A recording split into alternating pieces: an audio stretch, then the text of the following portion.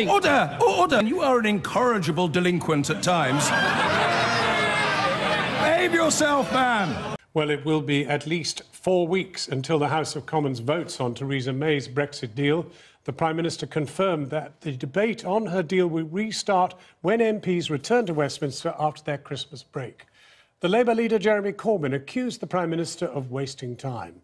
In protest in the last hour, he put down a motion of no confidence in the Prime Minister as an individual, but it's unclear tonight when that vote might be held and how it might threaten the survival of the government.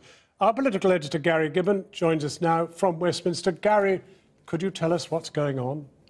The vote of no confidence in the Prime Minister that Jeremy Corbyn has gone for is not the sort of full constitutional bazooka that you can use. A vote of no confidence in the government, that's written into law. There's very clear wording you can use if you want to press that button, and it allows you a vote which the government must make sure there is time for, usually the very next day, so it could have been a very exciting moment, and it can bring down a government. Jeremy Corbyn has not pressed that button. People around him say it's because he only wants to press it when he thinks he can win, and so he obviously doesn't think the numbers are there for him at the moment. But he wants to look like he's keeping up the pressure on the government and not just sitting around. Labour MPs, some of them, those who are pro a second referendum, think the reason he hasn't pressed the big bazooka button is because he's terrified if he were to do that and were to lose that vote, the option of a general election would have gone off the table, and he would then have to focus on what the Labour Party conference said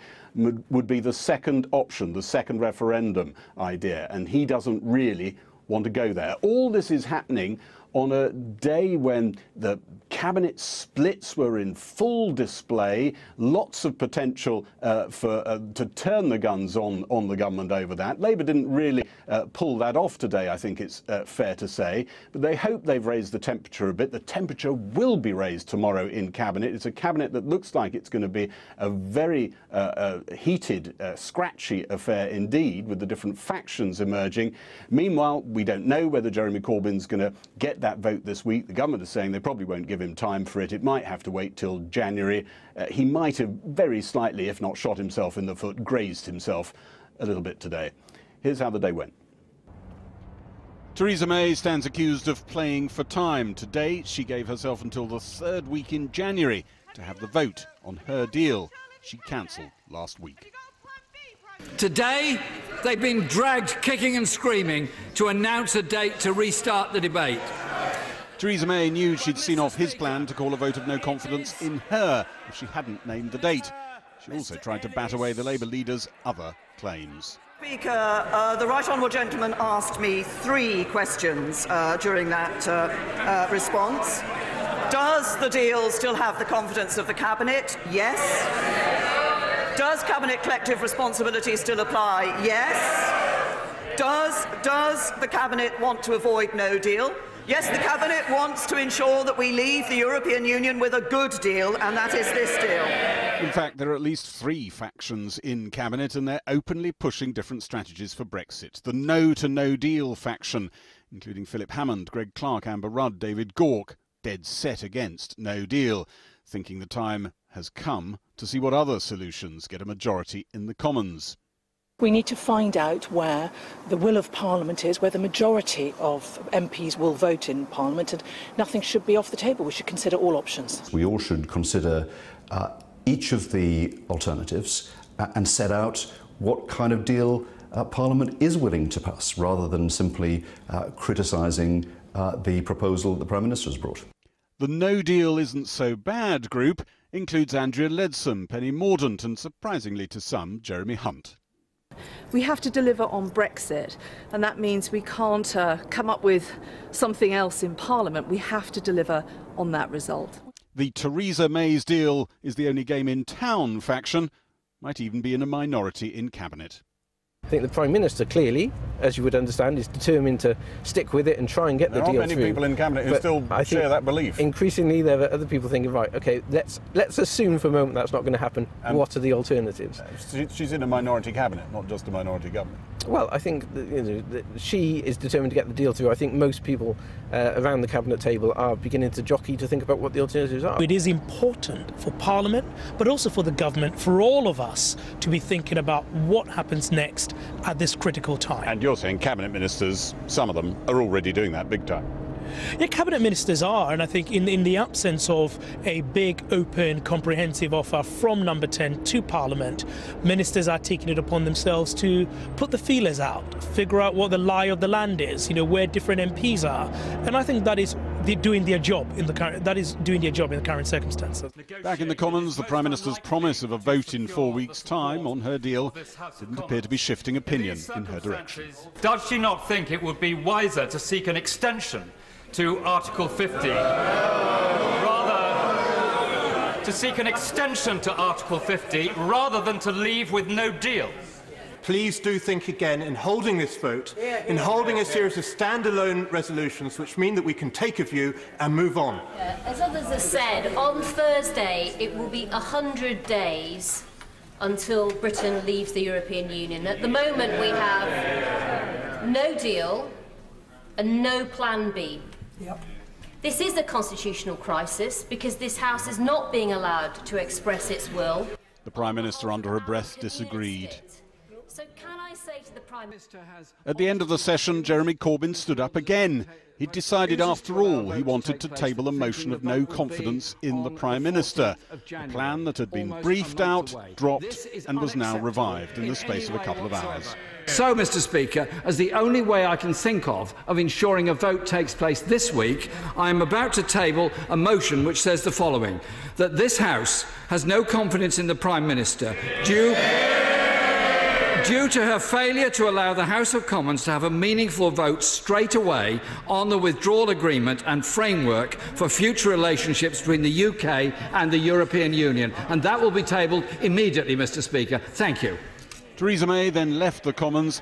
Her team insists the 4 weeks they want before a vote is to get reassurances from Brussels.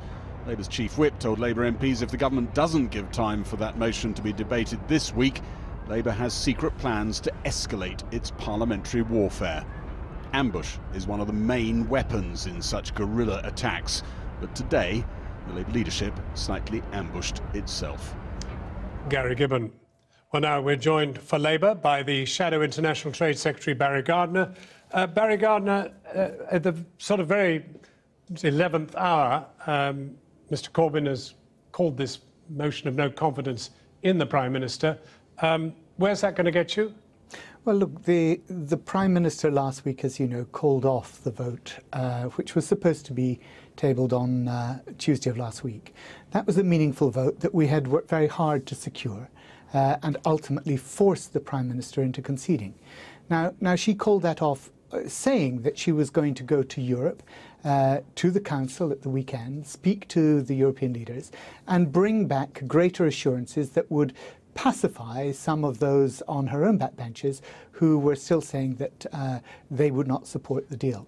Fine. In the hope all that she could that get is it through. well known to our viewers. The big issue is you've now called in a no confidence motion on her, and there is no prospect of it being heard before the meaningful vote. Well, we have called a vote of no confidence in her. We've not tabled a vote of no confidence in the government. And it's about escalating pressure incrementally on the Prime Minister. But when is that vote going to be heard? Well, that's now a matter for the government to allow time, parliamentary time for that to be tabled. There's no way she's going to. There's no way they're going to offer you time for that. What we do know is that last week, in the Conservative Party's own vote of confidence in the Prime Minister, 117 of them said they had no confidence in her continuing as their leader either. And therefore it's fairly clear, and the mood of the House was very clear but today. Forgive me, I want to know when you're going to table this, because you know you have no more days that are allocated to Labour. There is no prospect of you being able to do this unless the government itself agrees to let you have such a motion. Look, what you're pointing out, as if it's my fault, is that we are in opposition, that we don't control the business of the House. That much is self-evident. What we can do is we can seek to bring the maximum pressure to bear incrementally on this Prime Minister and on this government. That's what we're trying to do. We believe it's an outrage that not only did she cancel the meaningful vote last week, but that having said she was going to Europe to get a better deal, she came back with nothing and then still did not allow the vote to go ahead this week. That's why we put this pressure on her today. We then secured a date, but the date is so far in the future as basically to hold Parliament and the country to ransom by saying it will be so far down the line, and of course in the meantime business is losing money, business is greater uncertainty. Mr. Gardner, I've got one last question to ask you. Last question. The only fertile opposition that is really being active in this is from the Conservative Party itself. Labour has really been asleep on this job. Well, look, for a start, that wasn't a question, was it? It was actually a statement of your view, John. But actually, it's not correct. Because we are the people in the Labour Party who have consistently ensured that the government, against its wishes, had to bring things to the House of Commons, whether it was the triggering of Article 50 by a vote in the Commons in the first place, whether it was the impact assessments, whether it was the financial statements, whether it was the legal advice, all of these, and finally the meaningful vote, all of these were things that we insisted upon against the government, and finally they conceded. Today, what we did do is we secured a date, albeit not the date soon enough, far too far in the future, that the Prime Minister has said will be the date when she brings back a meaningful vote to Parliament. Thank you very much. Her behaviour has been disgraceful and we will continue to hold her to account. Thank you very much, Barry Gardner. Well, now we're joined by the Conservative MP, Justine Greening, who is in favour of a people's vote. But you declared in the House of Commons today that we are in the midst of a constitutional crisis. Is that for real? Yes, and I think the politics has got to stop. You just heard from Barry Gardner, and I think anyone listening to that will understand how shambolic a position that Labour is in. Three things now need to happen. Firstly, the Commons needs to be able to have a vote on the Prime Minister's deal. It will not change substantially. We now need to represent our constituents. I believe that vote will be lost. Secondly... just one moment, let's just clarify that one, because she's promised a vote on the 14th of January. That's not good enough for you? No, it will waste a month that Britain does not have. On Thursday, it's 100 days before we leave the European Union with no deal. The second thing that needs to happen is, after that vote is voted down, we then need to, as a Parliament, explore the other options. Of course, one of those is the second referendum. I accept that there are other options that parliamentarians are putting on the table. They should all be debated. Thirdly, if Parliament cannot find a route through on the other substantive options on Brexit, whether it's a Norway-style relationship or whether it's a Canada-style relationship, then it de facto means that we have to go back to the people. That's where I've always felt we will end up. I think Parliament is in gridlock. But we have to now face reality, and what Britain needs is its leaders and Parliament to step up to the plate and start taking decisions. We have been going round in circles now for 2.5 years. That has to stop. The clock is ticking on Brexit. I'm afraid that MPs and leaders, whether on the Conservative or the Labour side, now need to start working together to find a route through. Justine Greening, we are 100 days away from the 29th of March. There appears tonight to be no prospect of achieving anything that is radically different from either a no-deal crash-out or the Prime Minister's deal. It's going to be one or the other. She's not going to improve on the deal, as you have said. So where are we? Of course, neither of those are acceptable to the British public. Around 15% of people are in support of the Prime Minister's deal. Overwhelmingly, people and businesses, of course, do not want a no deal. That is why I believe the only route through this is eventually to have to go back to people, because Parliament can't find its consensus. So and what do you say to your constituents who are going to bang on your door and say, I have voted already, I do not want my vote questioned, I voted the way I wanted to, and that's the end of it. Don't ask me again.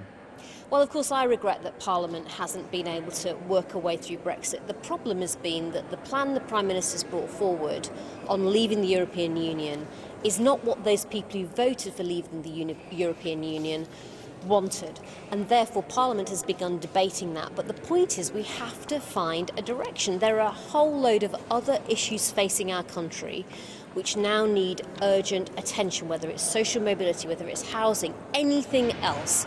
All of this is on hold until we get through finding a route forward on Brexit. That is now imperative, and the clock is ticking down, and Parliament and ministers need to take some decisions. Justine Greening, thank you very much indeed for joining us. Thank you. We shall be dealing with some of those issues that she raised just now about what is not being done. And joining me now from Westminster is Education Minister Nadhim Zahawi. Mr. Zahawi, where do you think we are tonight? Well, I think the Prime Minister was clear today that she will bring back the meaningful vote as soon as Parliament returns on the 7th of January, and that negotiations continue on the one part of her agreement on the withdrawal, which clearly caused colleagues concern, which is this backstop issue. And with whom will those negotiations continue? Because the people in Europe, the other 27, have said no further negotiations, none, and repeated it when she went there last week. Well, she's made it very clear to them that the issue of the backstop has to be dealt with. They have, in their communique, taken some strides forward, not enough, as she quite rightly pointed out. And what she's saying, she is the Prime Minister of our country, is that she's continuing to talk to the European leaders and, of course, will bring back the agreement. And I think the bulk of the withdrawal agreement, we'll bring back we can all agree on. What on. makes you so sure that they are going to change their mind on the backstop? There is no prospect of that at all. There's no indication from anybody publicly. There are 27 of them and one of her. Well, let's wait and see what returns. I think it would be wrong to undermine those discussions. I think it's right to wait and see what is that final legal reassurance that we seek on the backstop, so that it can be, temporary. They've said some good things about it, that it is temporary, that this would not be their preferred option, but the Prime Minister is pushing a little harder on this, and I think it's only right that we all back her on this to get the best withdrawal agreement possible. And what she reminded the House today is whichever option the House then favours, you still need a withdrawal agreement in place. Well, but when she comes back, and when you come back from 2 weeks long holiday, you will have 70 days until the moment that we leave the European Union. This is a ghastly position to have put this country into, and you have done it. Well, first of all, MPs return to their constituencies and still do work. They will take, I'm sure, time off for Christmas and New Year. So I wouldn't characterise it the way you characterise it, John, but that's by the by. But you're not in Parliament to collectively make decisions on the country's future and Europe. But the 70 days. But 70 days. The government continues to work hard during that period to make sure that the withdrawal agreement that comes back does reassure colleagues. And I think you'll find that the bulk of colleagues, without the backstop, can actually agree. There is a majority in the House for the withdrawal agreement if we can get reassurance on the backstop. You had some senior sort of leaders of the Brexit part of Parliament saying, actually, it's the backstop that's the problem. They need it sorting. And if that can be sorted, we can agree on this deal. We can come together and agree on this. As for Labour's shenanigans tonight... hang on. Let me get you on this. One final agreement, one final question. And that is the question to what extent you think you can really do anything in time for the 29th of March. The truth is, you're going to have to push Article 50 back. Do you accept that? No, I don't accept that, because we've got the 21st of January as our deadline for Theresa May's withdrawal agreement, which I think the Parliament can come together and support if we deal with the issue of the backstop. Have you ever seen Parliament more divided than you're in right now? Have you? Well, all I would say to you is, if you look at the bulk of the agreement, I've spoken to many, many colleagues on this, they will agree that actually what Theresa May's negotiated is good, other than the concern about the backstop. And if she can deal with the backstop, and I think she's doing her best to do that, then we can come together and vote for that withdrawal agreement. We will need a withdrawal agreement no matter what we want the relationship to be beyond that. Thank you very much indeed for joining us. My pleasure, sir. The Labour leader Jeremy Corbyn has tabled a motion of no confidence in the Prime Minister after she announced that a vote on her Brexit deal would now be held in the middle of January. Theresa May told MPs she was still talking to the EU and trying to get reassurances about the terms of the deal, specifically the so-called backstop guarantee to prevent the return of a hard border between Northern Ireland and the Republic. However, this evening the government has said it won't allow time in the Commons for Labour's no confidence motion, with Downing Street sources saying they won't go along with silly political games. Here's our political editor, Laura Kuensberg. Only if you believe in fairy tales would you assume the government's not in trouble. I know the taglines tomorrow. Although these were only visitors to number 10 today, not here to give political advice. But after delaying Judgment Day on her Brexit deal, Theresa May has now named the day, well, at least a week. Many members of this House are concerned that we need to take a decision soon. Am I right? We intend to return to the meaningful vote debate in the week commencing 7th of January and hold the vote the following week. There'd been suggestions Labour would call for a vote of confidence, but at 3:45, it was just criticism instead. We're left edging ever closer to the 29th of March deadline without a deal and without even an agreed plan in Cabinet to get a deal. This, Mr. Speaker, is a constitutional crisis, and the Prime Minister is the architect of it. The timetable has made plenty on all sides cross. Bring forward the meaningful vote on her deal before the Christmas recess.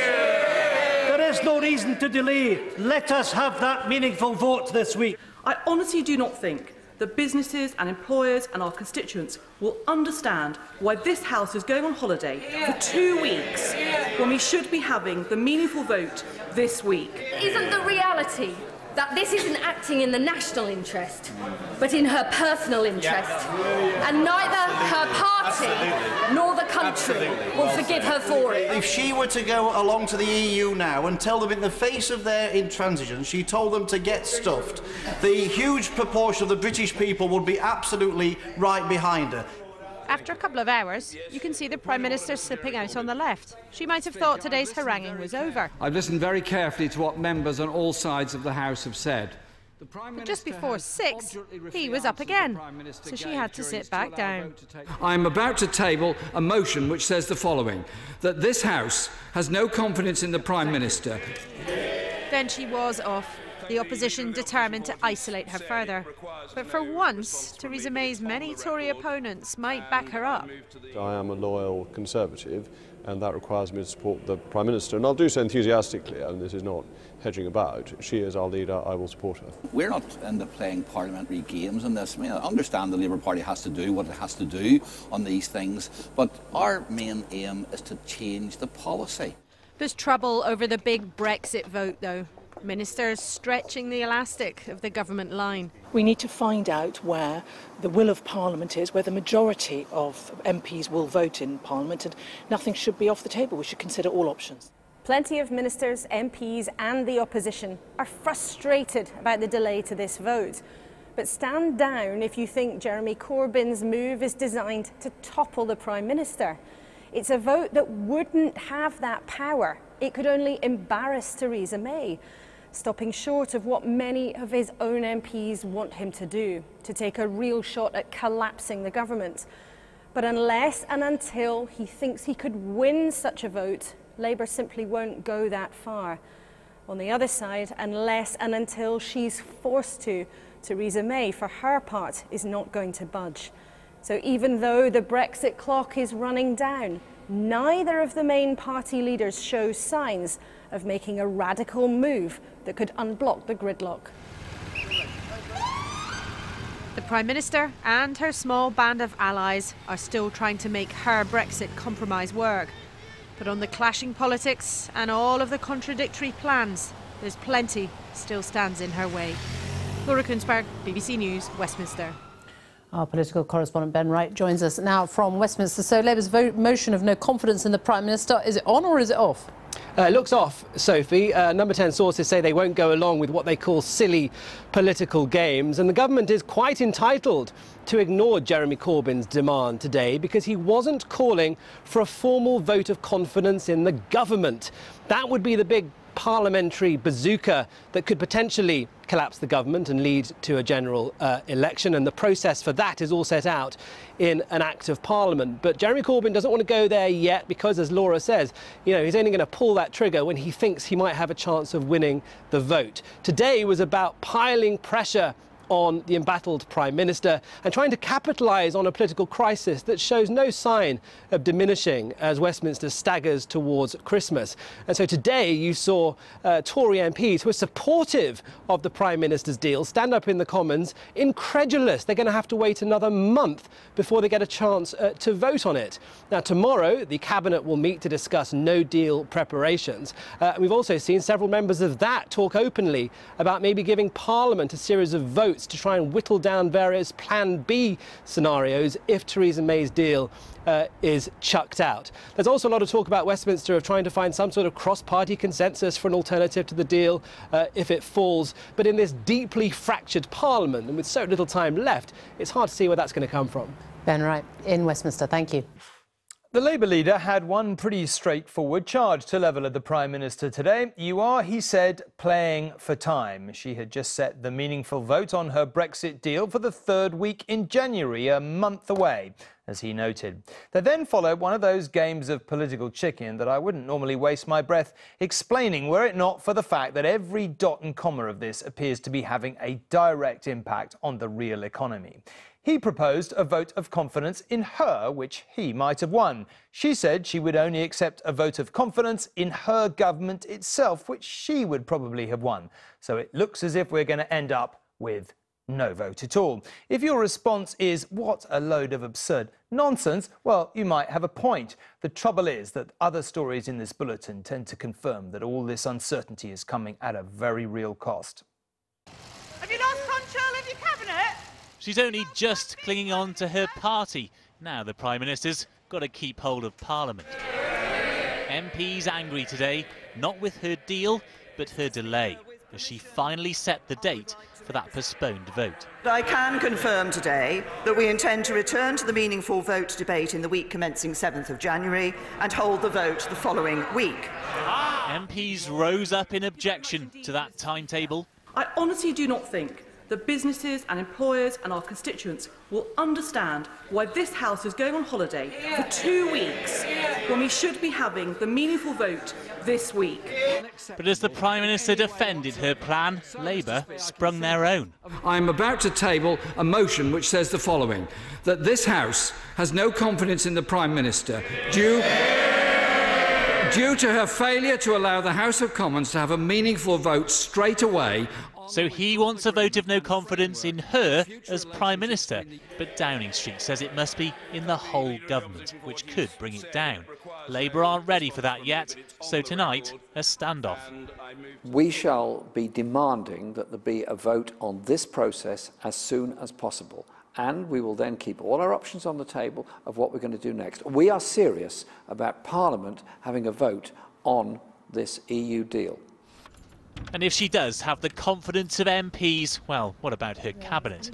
Ministers woke up today with all kinds of alternatives to the Prime Minister's plan, with several arguing Parliament should get a vote on those too. We need to find out where the will of Parliament is, where the majority of MPs will vote in Parliament, and nothing should be off the table. We should consider all options. Those options could include alternative deals to the Prime Minister's, like those Norway and Canada have. No deal at all, or a second referendum to let the public decide. Plenty to plot about at a Christmas lunch for Tory MPs who've already tried to remove the Prime Minister. Did you discuss the Prime Minister's future at all? We discussed a whole range of things, actually, including the wine, which was excellent. Did you toast the Prime Minister? No, we didn't toast anything, actually. Not even the Prime Minister? We weren't. It wasn't that sort of a lunch. Drunk on rebellion last week, they will now give her their sober support in any confidence vote called by Labour. We discussed many things, but also the need to have a period of tranquility. I think we're all looking forward to a dull few days and then having a week off. You're going to give her a period of tranquility, are you? Well, I think we're going to do everything we can to make sure the next few days are as dull as possible. But rarely does a dull day dawn for this Prime Minister. Whatever happens with a confidence vote, she's likely to win it, but not the bigger battle about her Brexit deal. Tomorrow, a divided cabinet meets here to push and prod her about what to do next. If MPs can't shift her from this place, well, ministers can hold her prisoner. Paul Brand, News at 10, Westminster. OK, well, let's just pause for a moment to ponder why this confusing business of no confidence motions matters. So if Jeremy Corbyn had tabled a vote of confidence in the government, this would have been under the terms of the Fixed Term Parliament Act. The motion would have had to state this House has no confidence in Her Majesty's government. To win, Labour would have needed the support of all opposition parties, plus the DUP and some Tory MPs, probably too, in order to get a simple majority. That would have kick-started 14 days in which both sides of the House of Commons would scramble to try and form a new government, either the Tories with potentially a new leader or a new Brexit policy, or Labour with support from other parties. Now, if after 2 weeks neither party could command a majority to pass a fresh confidence motion, then Parliament would be dissolved and a general election called. So as you can see, for Labour, certainly stakes were quite high, which great moment to bring in Robert here. What do you make of this slightly confusing game of chicken we've had this evening? So I think it is a bit of a shambles, and actually, truthfully, on reflection, I think Labour comes out of it looking worst. You know, Theresa May had another spectacularly awful day coming back from the EU Council, not having achieved what she wanted to achieve in terms of, you know, getting assurances that the backstop wouldn't be forever, certainly not legal assurances, and lots of MPs, both sides of the House, laid into her for that. And then Jeremy Corbyn stands up at the end of the debate and says he's going to put down this slightly unusual no-confidence motion, not under the terms. And unsurprisingly, Downing Street and Theresa May, who don't have to give him time for that motion, said, we're not going to give you time on the basis, I mean, I don't know when the last time you saw a turkey voting for Christmas, but, you know, why would she vote to be made even more of a fool by having one of these motions? So she just said no. But Downing Street said, which is simply a statement of fact, that if Labour put down a motion of no confidence under the Fixed Term Parliament Act, they couldn't refuse it. And indeed, the chief whip of the Labour Party told Labour MPs tonight that if, as he expected, their initial no-confidence motion was rejected, they would move to a vote of no confidence under the Fixed Term Parliament Act. Now, why did they not do that? The reason, according to senior Labour sources, is because under the Labour Party's process, which it agreed at Labour conference, it cannot get on to debating whether or not to formally back a referendum unless it has failed to get a general election. And Jeremy Corbyn and some people close to Jeremy Corbyn, like Seamus Milne, his senior advisor, are not yet ready to back a referendum. And in fact, there are some Labour MPs who think they will never be ready to back a referendum. They didn't want that battle now. And so this looks like an attempt by Jeremy Corbyn to actually close down a debate that most Labour MPs are desperate to have. So the Labour Party looks split tonight, just as the Tory party does. Well, it's nice to have some symmetry, isn't it, as we go into Christmas? All right, Robert, thank you. There was more drama in Parliament today, and little by little the convoluted plot thickens. Some questions resolved, and then new ones emerge. Theresa May came to the chamber to tell MPs when they would get to vote on the Brexit deal. Somehow it seems they'll have learnt to love it while they're at home for the season of goodwill, perhaps. Or the EU will have further clarified things, she suggested, though Brussels insists there'll be no talks during the coming fortnight. We intend to return to the meaningful vote debate in the week commencing 7th of January and hold the vote the following week. When we have the vote, members will need to reflect carefully on what is in the best interests of our country. Jeremy Corbyn, meanwhile, this evening tabled a no-confidence vote in the Prime Minister. That's aimed at her personally rather than an attempt to trigger a general election. The aim apparently was to pressure her into holding that meaningful vote this week before Parliament shuts up shop on Thursday. So, Mr. Speaker, as the only way I can think of ensuring a vote takes place this week, I am about to table a motion which says the following: that this House has no confidence in the Prime Minister due to her failure to allow the House of Commons to have a meaningful vote straight away on the withdrawal agreement and framework for future relationships between the UK and the European Union. And that will be tabled immediately, Mr. Speaker. Thank you. Well, our political editor Nick Watt is here. Talk us through what happened with this Labour no confidence motion. Well, as you say, after a day of will he, won't he, Jeremy Corbyn finally tabled this motion of no confidence in Theresa May. The government response was, you need to upgrade that to a full no confidence motion in the government as a whole. And if you do that, then the government would give that time, because that is a much more formal process. Labour says no, no, no, because that's such a serious process. We would only do that if we really had a chance of winning, and at the moment they would not win that. And the government is essentially accusing Labour of silly games for threatening to do this before the Prime Minister's statement unless she named a date for the meaningful vote on her Brexit deal. When she did name the date in her statement for that, as you were talking about, then Jeremy Corbyn made no mention of that motion. And then at the very end of the Prime Minister's statement, when it was pretty clear that there was great unease in his party, then he said he would table that motion of confidence in Theresa May. And Labour are saying very simply tonight, this is a government that is running scared. They should allocate time for that. They're not. Therefore, they're running scared. Thank you, Nick. Stay with us. Earlier, I spoke to the Health Secretary, Matt Hancock, and asked him if he sensed movement in parliamentary support for Theresa May's deal since last week's Tory confidence vote in her leadership. Yes, I think that the tone is changing, and I think that the confidence vote actually was something of a cathartic moment within the Tory parliamentary party. And I'm optimistic, but I am an optimist, and You're by optimistic nature that it will pass the meaningful vote. that we'll be able to find a way to bring people together behind the deal that the Prime Minister has secured. I just can't see what's going to happen during those couple of weeks of recess. That there isn't going to be meaningful renegotiation. There might be some clarifications, as the EU calls them, possibly even in a side note, something that is agreed by the government. But they can't abandon the backstop, can they? They can't really change the game at this point. Well, let's see what comes from the discussions with the EU. But the question that you have before yourself at a critical time in our nation's history is, what is in the national interest given the realistic options on the table? And until now, there's been a huge host of political positioning. You know, Jeremy Corbyn saying, well, I could go and renegotiate a better deal. It's not true. And it's clear that it's not true.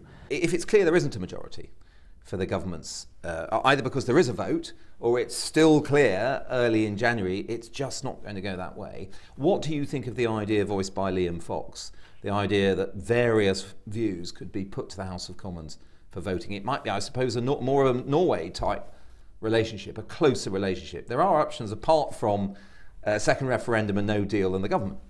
Well, I heard what Liam said, and I think that all of this speculation just brings us back to the question of how people should vote in the meaningful vote, because of course there's speculation about what other alternatives there are, but really, realistically, there are only two: a second referendum and no deal. Now, tomorrow in Cabinet, you want to advance the no deal preparations. What, in concrete terms, does that mean for the NHS? Well, I support the need for going to full preparation for no deal planning because it might happen, not because I want it to happen. We've instituted full no deal planning within the NHS and within the department already, and I would like to see the whole of government going to that position because it's the responsible thing to do. Is it true that you told the Cabinet in the event of no deal people would die? That's not what I said. The position is that if everybody does what they need to do, then we have confidence that we can have the unhindered supply of medicines and medical devices and the other things that the NHS needs. Now, that relies not just on the government and the NHS doing what they need to do, it also relies on other organisations like pharmaceutical companies, for instance. And have they done what they were asked to do several weeks back, which is the 6-week buffer stock of medicines? Yes. So that's there? Yes, largely yes. Well, there's a couple of exceptions that we're working on, but largely yes. Let's go down your critical list then. Refrigeration. Yes. Do you feel you have adequate resources there Yes. for those perishable treatments. Yes, I've become the largest buyer of fridges in the world. I didn't expect that, but those tenders have been successfully completed, and we are a combination of buying and building refrigeration capacity to make sure that we have enough for medicines. Isotopes, Mm-hmm. supply of your... Yes. Content that there's a viable plan in place Yes. now for no deal. So medical isotopes degrade, so you can't stockpile them, and so we have arrangements in place to bring them in by plane. So what more? I mean, you're sounding like you feel fairly well set. What more do you need to do from an NHS perspective? The challenge is what happens to things that are not in our control as a country. So how long and how serious is any disruption, if there is any, at the border? That's the sort of question that's outside of our control. For a 6-week delay, we are well set to be fully prepared. If it goes on longer than that, then we will, by the 29th of March, be ready. But these are challenges where not all the variables are under our control. So we have to do the preparation and the planning now. Can I ask you about one other critical supply issue? People. And the widely reported £30,000 a year threshold. We want skilled people, so we don't want people who would be under that threshold. What does that mean for the NHS? Because an awful lot of your EU staff are going to be under that £30,000 threshold, aren't they? It depends where there's shortages, and so there's absolutely no reason why that will be a problem. And the reason that I can be clear about that is that one of the upsides of Brexit is that we will be responsible for our immigration policy, and we'll be able to decide who comes into the UK and on what terms. And we clearly need people to come to the UK to work in the NHS. I mean, that's served the NHS throughout its history to have people working in the service who come from overseas. And so that will be in our gift. And I'm very clear that given that we're putting £20 billion extra into the NHS, we're going to need more people. And as the population ages, we're going to need more doctors and nurses and others who look after them. When you look around at the other departments, do you think there is going to be a coherent government response to this?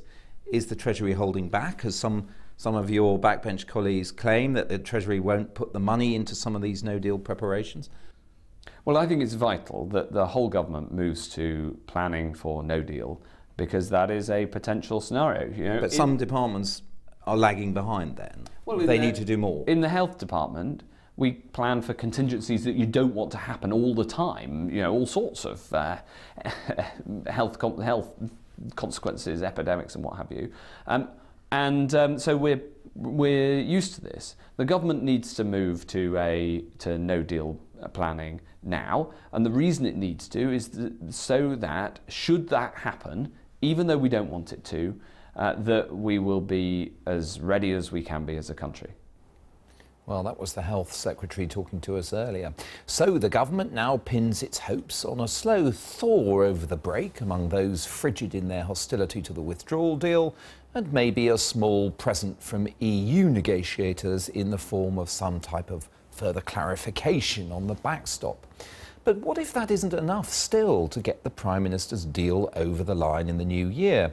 Here's our take on how things might develop after January the 1st.